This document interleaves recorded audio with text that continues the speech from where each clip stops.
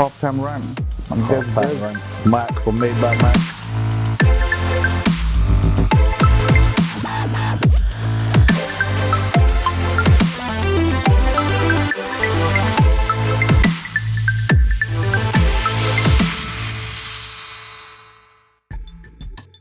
Arsenal's strongest lineup, yeah? Arsenal's strongest lineup.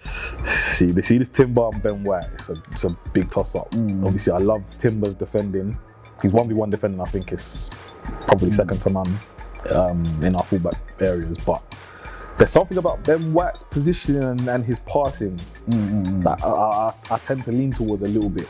Yeah. I feel like with White, yeah, he's got a good relationship with Saka as well. And then passes that you see the passes that Saka does here, where the one Saka makes when he goes inside like this, and then Ben White usually feeds him like that. But then again, maybe it takes time for Timber and Saka to build that. Yeah, it takes time. Build that relationship because White and Saka have been playing like together for a while. I think it's a toss up. Yeah, but I like Timber more so for the defending because 1v1 defensively, like you said, yeah, Timber's cold.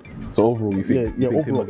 Overall Timber. Yeah, no, I'm not mad at Timber. Yeah, overall Timber. I think like at the back though, like come on, that's simple. Centre back speak for itself. ASAP. But who's the superior centre back? Nah. You see Saliba for me, what I like about Saliba is that his calmness. Like the way he wins the ball like, in the wide area, the way he like runs back and stops crosses and things like that and gets into the wide area. But Gabriel just has that. He just reminds me so much of like, you see like Pepe and stuff like that, like all these Pepe Ramos, all them defenders that they're like, you know what I mean, like they're proper aggressive. Like Saliba is not as aggressive. I think that's also the reason why like Gabriel gets goals in the box as well, because you see in the air, it's like he just throws everything out there and just completely goes for the ball. It's the same defensively as well. While Saliba is more like a calm. Going around and roundabout, bro. Who's the superior centre back? Saliba. Saliba? Yeah, Saliba. Yeah. Okay. The calmness, it's like you see when you have like Rio and Vidic, it's like those kind of debates. So Rio Ferdinand Vidic. I always say Rio just because of the calmness. Okay. Well, people say Vidic for like the aggression.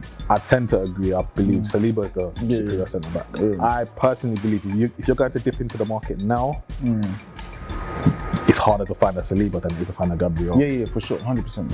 You know that intelligence, just that natural ability on the ball.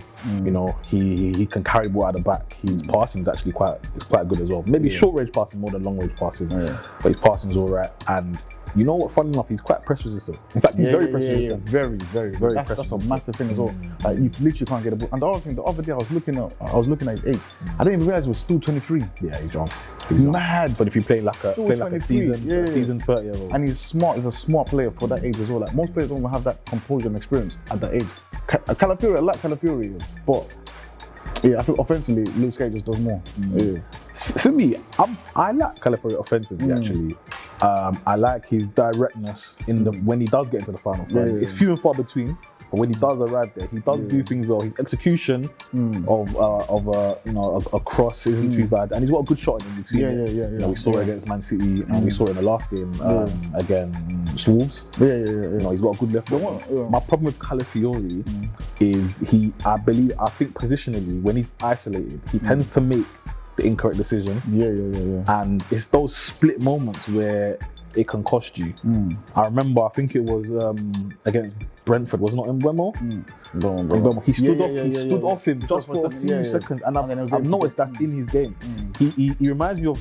It's very evident he's a centre back defending out wide. Rather than someone who's comfortable in wide areas. Because most centre backs aren't really good defending in wide areas. That's what I was saying about Saliba, even. Whereby you see when he gets into the wide area, you can't get past him. Most centre backs don't have that quality to go out wide, and they're not even comfortable to like go there. Like the guys I know that do it really was like Koscielny. I rate Koscielny so highly because when he goes into the wide area, he doesn't let them so he gets there, like he anticipates and gets there before the attacker even gets there. So he's blocking you one already. Saliba goes there as well and just stands you up, and he doesn't dive in for the challenge as well. Yeah, that's true. I think, which is also interesting because I feel Calafiori will be a lot better defending that area than Luis Skelly. But Luis Skelly has actually shown in 1v1 situations that he's really good defensively. I don't know, I'm taking Luis Skelly. Luis Skelly for me, so Luis Skelly.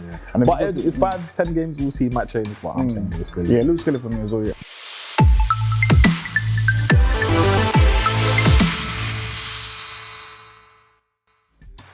To go to defensive mid, it goes up to me, the way I would organise the midfield would be Rice to play DM rather than 8. Like I rate Rice, but like when he's in, because I do get that he wants to have the freedom to go up and down, but for me it's like I just rather have him defending transitions, staying in the defensive areas, and then and because he's so good defensively, it allows us to play an extra attacker in the final third. Do you get it? So at least we can play Odegaard plus someone else. Because for me, the way I see Odegaard is I see him more as an 8 than a 10. I don't see him as Agreed. I see him as an 8 and 10. I don't see him as someone that's like, if you think about like De Bruyne and Bruno, they're very direct and very offensive. Do you get it? That's a 10 to me. Do you get it? I see Odegaard as someone that's dictating the play in the final third and stuff like that. So I feel like if Rice goes to DM, it gives us an extra opportunity to play another attacking player there. You know what I mean? We can get different kind of quality of players. There's guys, you know what I mean? Guys with qualities like Pedri that can dribble, that can carry the ball and have a final action. So saying that, if you had Rice 6 and Odegaard 8, who plays as your other 8? So then that's when we then, because obviously we're linked with Zubimendi to who plays the end. If Rice is supposed to play 8, then Zubimendi is fine as a 6. Do you get it? However, if the option is there, then we can get a 10 in the market. Then I'll play Rice as a. So I'm saying let's exclude Zubimendi for now, just because he's not a player yet. Who's your midfield 3? What do you mean, like with the current player? So your ideal, I know you want Rice at 6 ideally, but who's your current? Oh no, with the current one, it's gonna have to be Partey, Rice, and Odegaard. Yeah, it has to be. I think the way Arteta sees Rice, he sees Rice more as someone that's like a Roma, like a box-to-box kind of player. All action midfielder. And he likes the Jorginhos and the Parteys, the guys that can break lines with the passing and stuff like that. We're more comfortable. But I feel like Rice can do that to a certain extent, and also he brings what they don't bring in terms of like all action, defensively winning the ball, tracking runs and things like that. So. Okay, so I agree. At the moment, it's not the ideal dynamic. You know, for what I think we can both agree, we would like different profiles in the positions that we're currently playing. But at the moment, Partey, Rice, and Odegaard seems to be the most balanced three. I think that's the most solid. Technically, physically, and probably just intelligence, probably the most balanced three. You know, Marino, squad player. Ranieri's a wild card. I would like to see him in 8. I just don't see Arteta playing Ranieri and Odegaard together anytime soon. But he's a wild card for me. Another wild card you said is Lewis Skelly, but you know, I think those are more for the future. I don't think we see them right now. Left wing. Left wing for me. This is where it gets a bit. No, because for me, I've always rated Martinelli ahead of Trossard. Straight off the bat, I always rate Martinelli over Trossard. However, I still feel like Martinelli should be someone that's behind another like a first choice. Agreed. Especially for the role that but Martinelli 22, 23 though. For me, Martinelli it's like, 22. You know, Klopp said that's the real star boy. For me, you see Martinelli. Are you gonna argue with Jurgen Klopp? No, I rate Martinelli, but he's not. For me, he's not a winger. He's not like. No, he's inside forward. He's inside forward, especially with that role. That how Arteta wants to play the left wing, where you're constantly in isolation, having to make 1v1 dribbles. It's more suited to someone like Saka. That exact role, because Saka's having to receive the ball really wide, and then you have to dribble and get into the box. Meanwhile, Martinelli doesn't have that 1v1 dribbling style. You know what I mean? So I feel like there's wingers in the market that we can go and get. So not to spoil it, but I know your existing view is that you want a dribbler creative type on both wings. On both wings, Okay. Yeah. So I want a winger on both sides. Like, so whoever we bring in to play as a winger there is Saka, and then a new striker. Yeah. I still want to see Lewis Skelly in midfield. That's my thing. Because the thing is, see what I say about Lewis Skelly. For me, he just reminds me of Moussa Dembele. That ability to like beat pressure, ride challenges, carry the ball. And it's hard to get that midfield. I'm very hesitant to put that label on him just yet. I want to see it before I crown him that. You know, but I do agree. Like, he seems like he's quite persistent as well.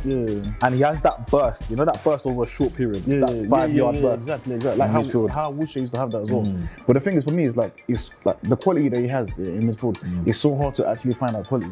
That's my thing. Like to find a midfielder that's persistent and able to carry the ball, beat pressure. You know what I mean? Drive the ball forward and get into the final third. It's so hard to find that quality. So it's like I still want to see him in midfield.